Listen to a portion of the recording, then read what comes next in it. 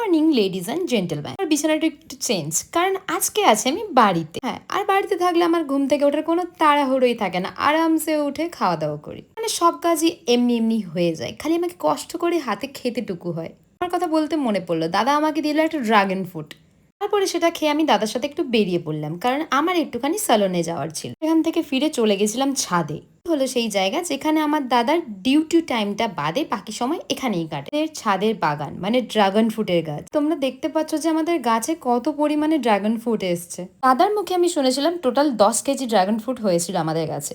আমাদের অলরেডি এটা থার্ড লট চলছে, মানে ফার্স্ট আর সেকেন্ড লটের সমস্ত ড্রাগন ফ্রুট বিক্রি হয়ে গেছে। এটা তোমরা দেখছো সেটা থার্ড লটের। এখানে এত ড্রাগন ফ্রুট এসছে যে এই টাইমের ফলের সাইজগুলো একটু ছোট হয়ে গেছে। এই ড্রাগন ফ্রুটের গায়ে হচ্ছে কাঁটা আছে, আর এটা হচ্ছে night queen dragon. Israel yellow থেকে শুরু করে রেইনবো 101 রকমের ড্রাগন ফ্রুট রয়েছে, যার আমি নামও জানি না।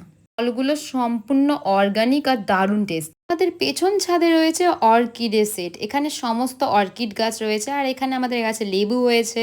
এদিকে রয়েছে গাছের সবেদা, গাছ ভর্তি। এইটুকু গাছে এত সব। এটা হচ্ছে আমাদের পেছন ছাদের বাগান, যেখানে এত অর্কিড রয়েছে। এগুলো আমার দাদা রেডি করছে, এগুলো আবার বিক্রিও করে দেবে। তোমরা চাইলে ইনবক্স করতে পারো।